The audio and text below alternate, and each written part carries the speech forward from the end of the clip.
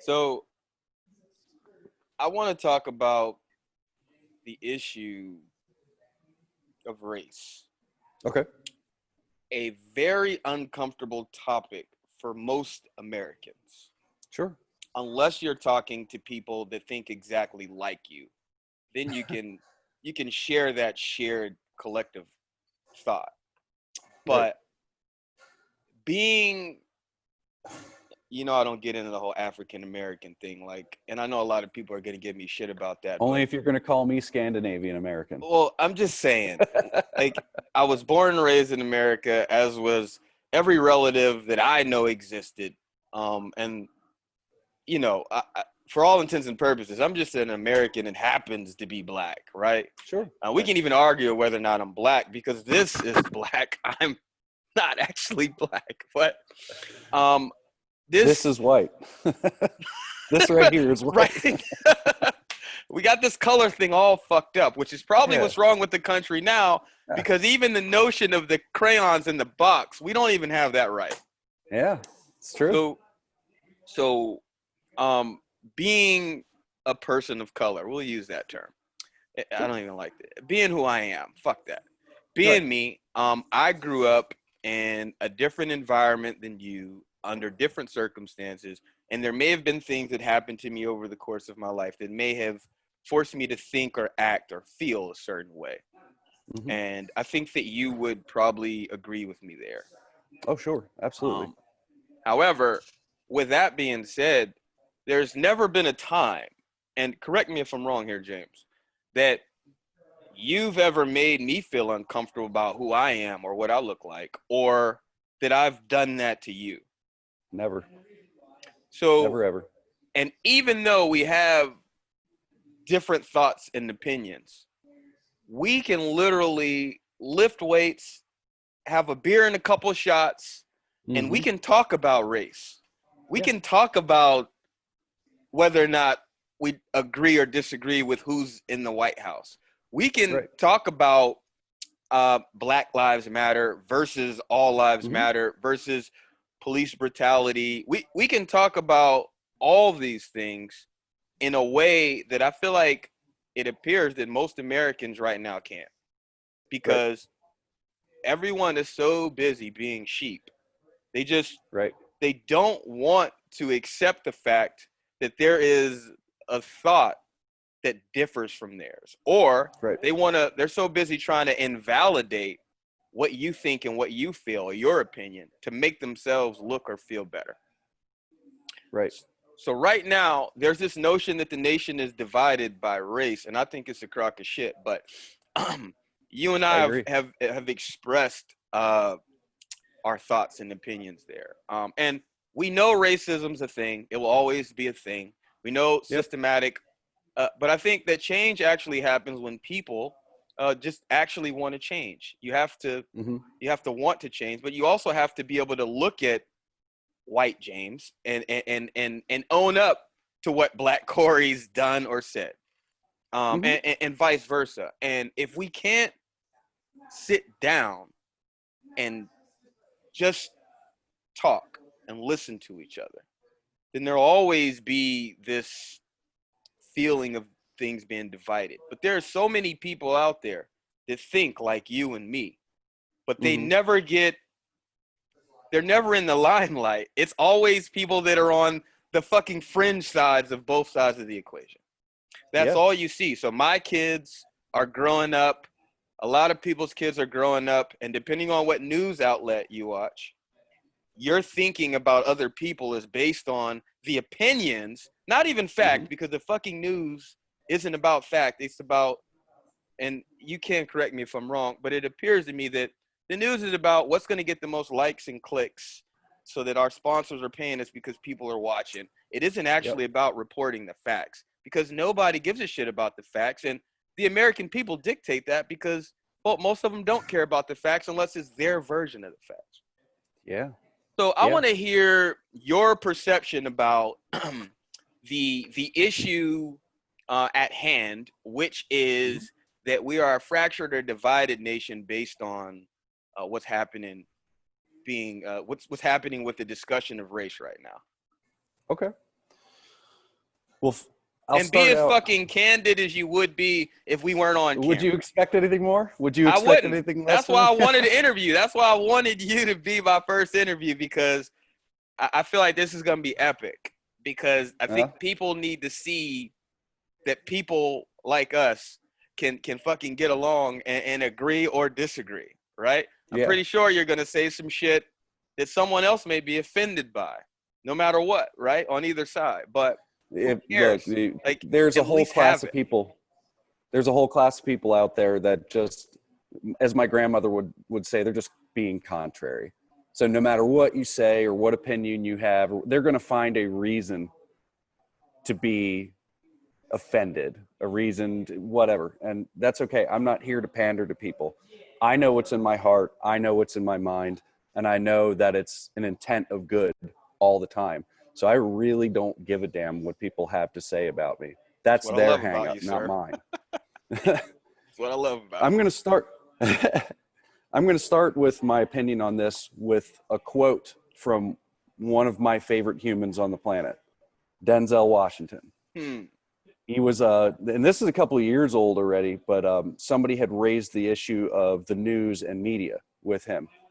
And he said, the problem is there's no emphasis on accuracy anymore.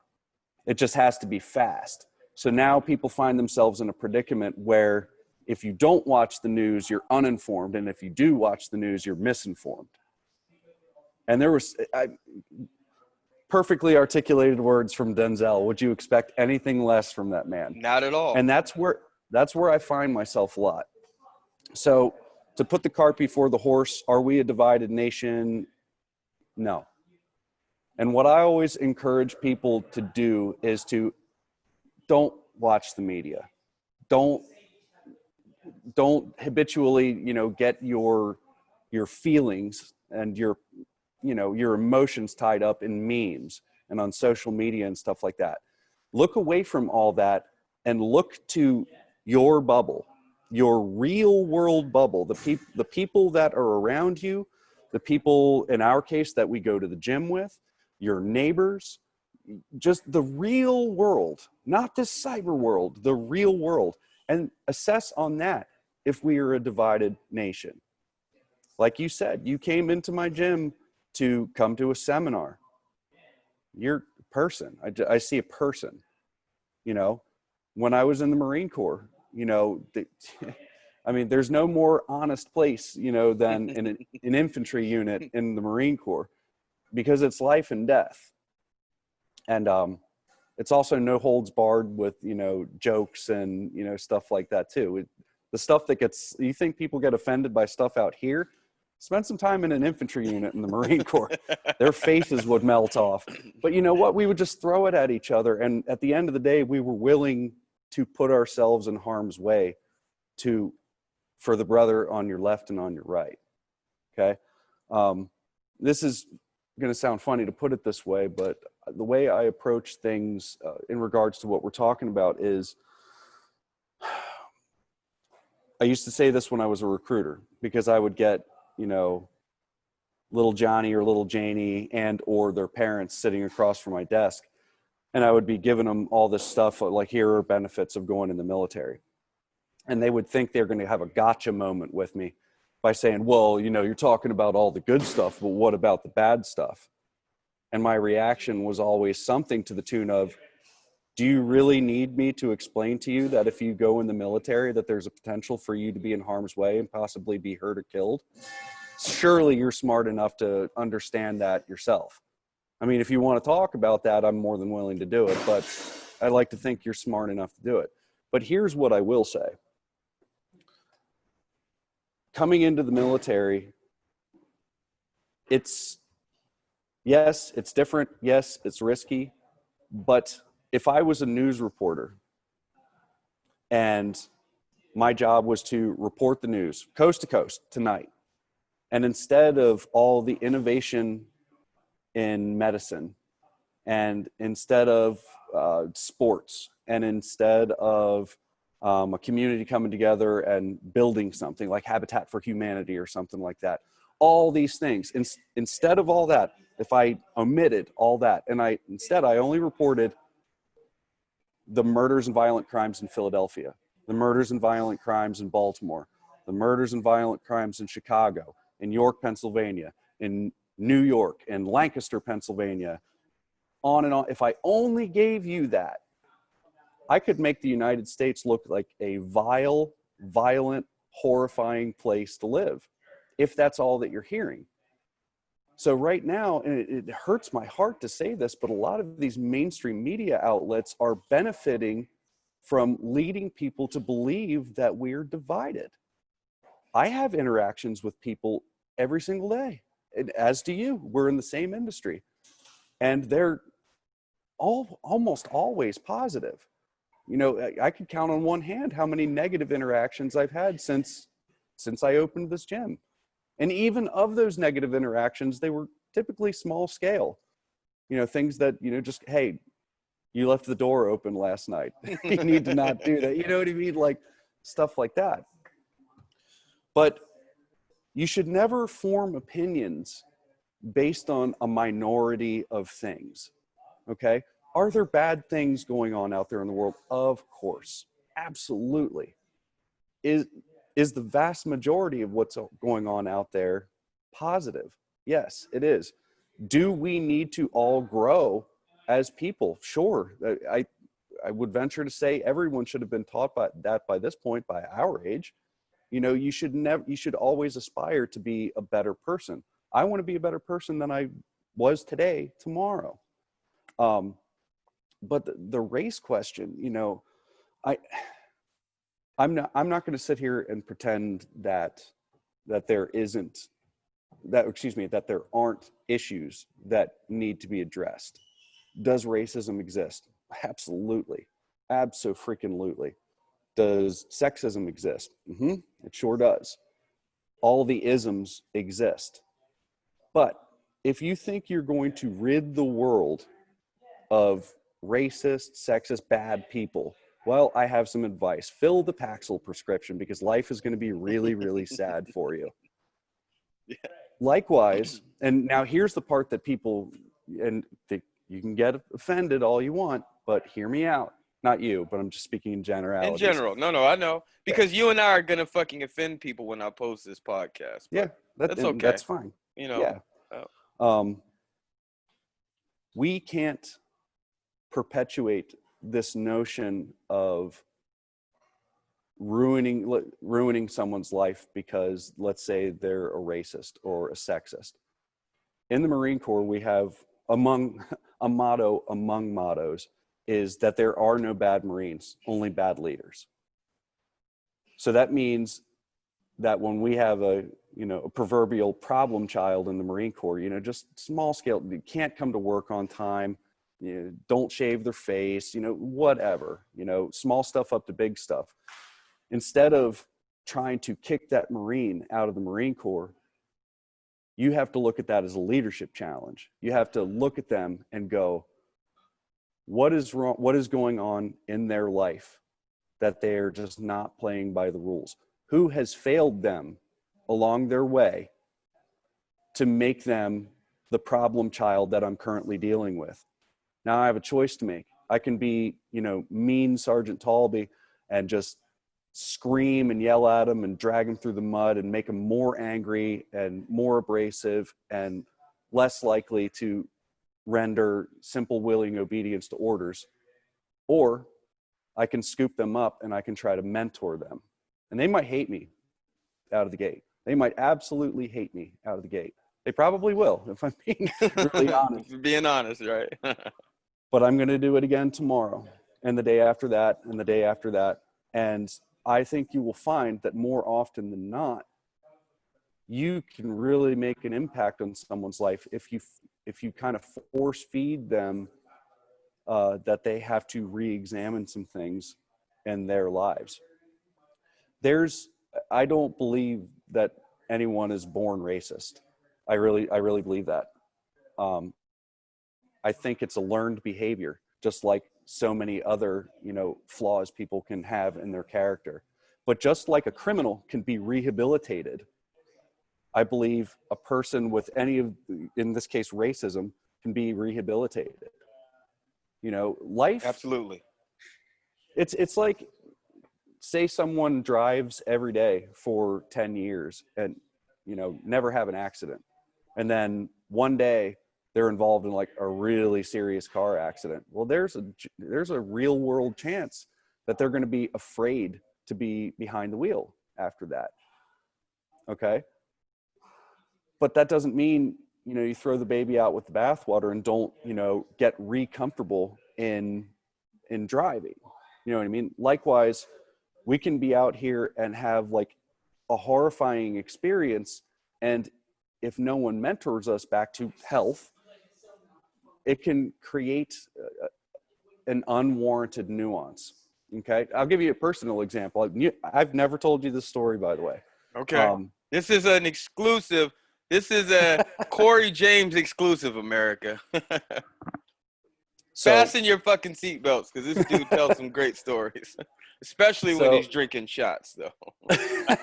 I have a bottle right there. No, I'm just kidding. There's not one far away from where you are. If you look up there.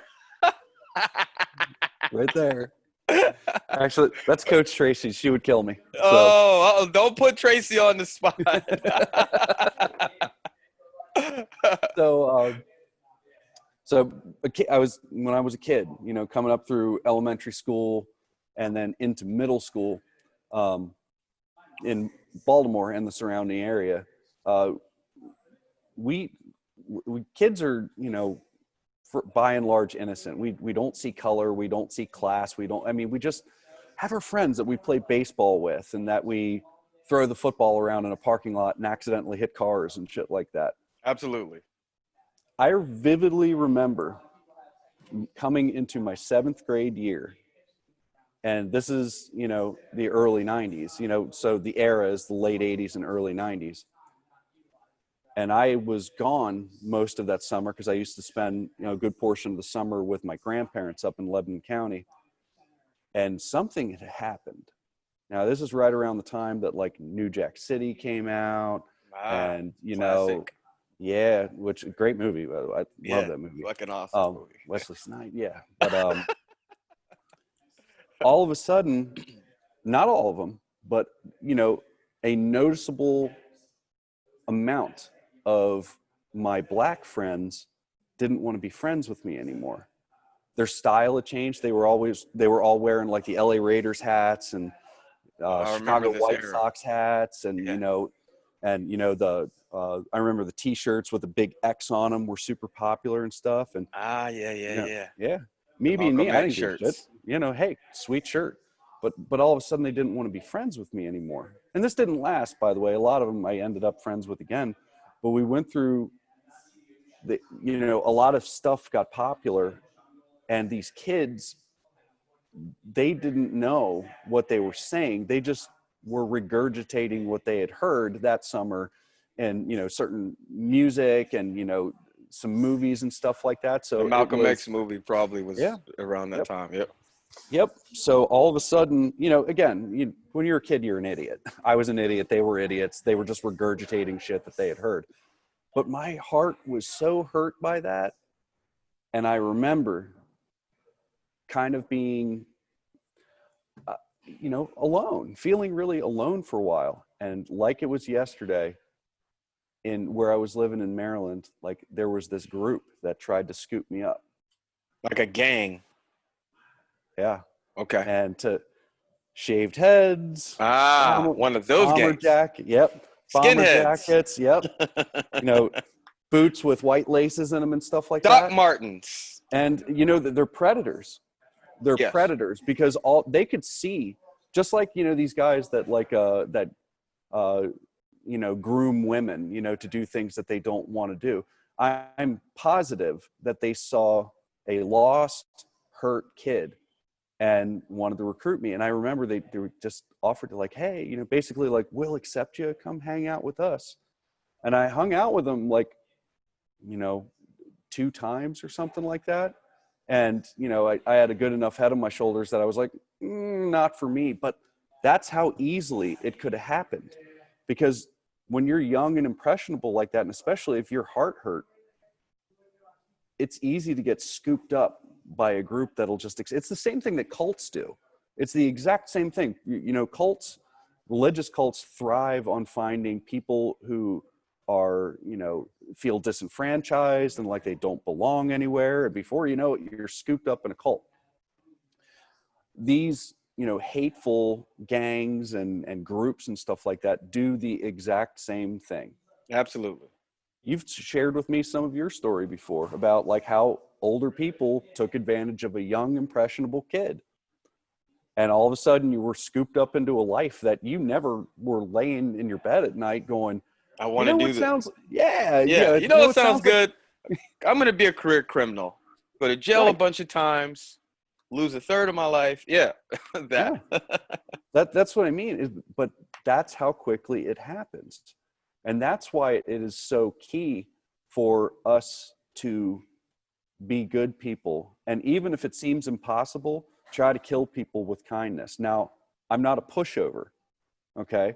There's, you know, I'm a Marine, you know what I mean? So there are situations out there where if you choose to engage me and become what we would call a combatant, you It's a will be different. dealt Yeah. with as such. You know, I don't want that. If I could go the rest of my life without that ever happening, that would be an absolute dream come true. But you're never going to change minds with volume or hatred. It's never going to you're never going to change minds like that. And that's the only thing we can hope for right now, is that we take these people who are lost and broken and angry and etc., and try to bring them back to center. And you're never going to do that, you know, being forceful. It's just going to make the divide wider. Yes. And like I said, I am of the opinion, based on, you know, my little tiny sampling that is my life, that by and large, most people are good people that want to lead good lives and that want to help and so on. So that's what we need to focus on. So just to elaborate to your point, how you drew the parallel of how, you know, I was a kid with a broken heart, a broken kid with no direction, and some guys, my own family members, to be fair, took advantage of me, and how those guys could have possibly taken advantage of you. Mm-hmm. When I went to prison, I didn't realize how segregated prison is. Yeah. And what happens is, let's say you and I both go to prison today and we're friends. We Mm-hmm. go in together. We're Right. friends. We get on the bus, you know, they do all the things that they do to get you in. And then when we get into the prison, when the guards actually take us in, people will approach you and people will approach me, and they will approach us differently. So Right. we're going to be divided by our race, where we're from, Right. what religion we are. And what I saw, and when it comes to like the neo-Nazis, for example, Yeah. skinheads or what other names that they have for themselves, they would take someone like yourself, but not you because your personality is different, but somebody who's just a little bit weaker than what you are as a strong personality, and someone who's never had a racist thought in their mind. Right. But because they're in this environment where they're literally fucking afraid because they're isolated. Yep. Isolation is the worst because you're not allowed to sit at certain tables. You can't go out on the yard because this section belongs to this group. So now you have to belong to something. Right. So they approach these, and it's usually really young, dumb kids, Yeah. 18, 19, 20 years old. And on both sides, because there's gangs and there's, you know, so they take these young kids and they indoctrinate all the hate. And then they're able to just point at, like, look at those SOBs over there. And both sides do it. And then usually the leaders of those individual groups are capitalizing off of division because they're usually somehow connected in the shit that they're doing behind the scenes, right? Yeah. But Yep. but if they can keep everyone apart and separated, that gives them control of their respective groups. Right. That is like gang one-on-one culture, right?